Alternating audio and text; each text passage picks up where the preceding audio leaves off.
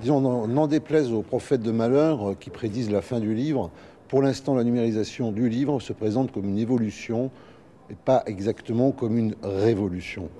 Pourquoi? Parce que le livre numérisé reproduit le livre. Ce qui compte, ce qui est essentiel, c'est la lecture recto verso qui a rompu avec le rouleau ancien. La numérisation apporte des conséquences fondamentales sur l'industrie du livre et sur sa structuration. Alors, la position du Centre national du livre, elle est claire là-dessus. Il ne pourrait pas exister de livre sans médiation du livre, c'est-à-dire le livre, il vit dans son environnement naturel de ceux qui passent le livre au lecteur, à savoir les éditeurs, les libraires, les bibliothécaires, c'est-à-dire des prescripteurs. Et évidemment, il y a une forme de mensonge dans l'idée que finalement on pourrait avoir accès à une sorte de bibliothèque universelle qui serait jetée en vrac comme ça, sous prétexte d'une assez fallacieux d'un accès démocratique, parce qu'on sait très bien que derrière ce vrac que proposent les grandes multinationales se cache aussi le pouvoir de l'argent. Or, le livre, c'est justement l'émancipation de tous les pouvoirs, y compris celui de l'argent. Pendant très longtemps, on a opposé la diffusion marchande, c'est-à-dire le livre qu'on achète en librairie, à la diffusion non marchande, le livre qu'on a dans la bibliothèque. Quand l'on sait que cette mémoire prodigieuse qui va nous être offerte, finalement, si elle n'est pas référencée, si elle n'est pas ordonnée, soit elle sera prétexte à toutes les confusions, soit elle sera simplement inutilisable. Alors le bibliothécaire, c'est en fait, je dirais, le guide de l'internaute de demain.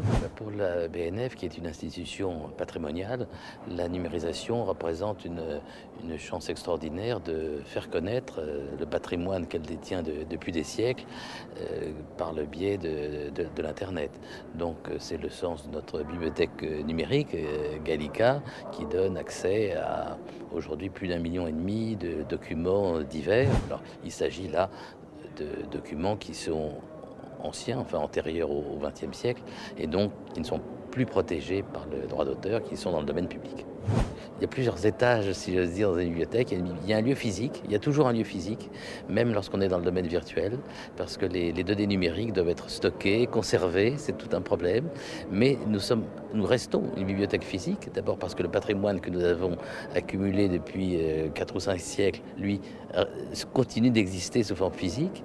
Et donc, c'est aujourd'hui une institution qui a des cercles concentriques, un cercle d'utilisateurs qui viennent sur place, parce que c'est leur manière de travailler, parce que tout n'est pas et tout ne sera pas numérisé avant plusieurs décennies. Et puis, il y a cette bibliothèque virtuellement sans limite, sans horaire, qui doit être articulée à la première, mais qui a aussi maintenant une existence autonome.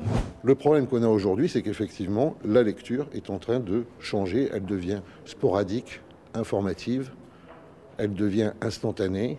Elle n'est plus forcément liée sur son écran d'ordinateur.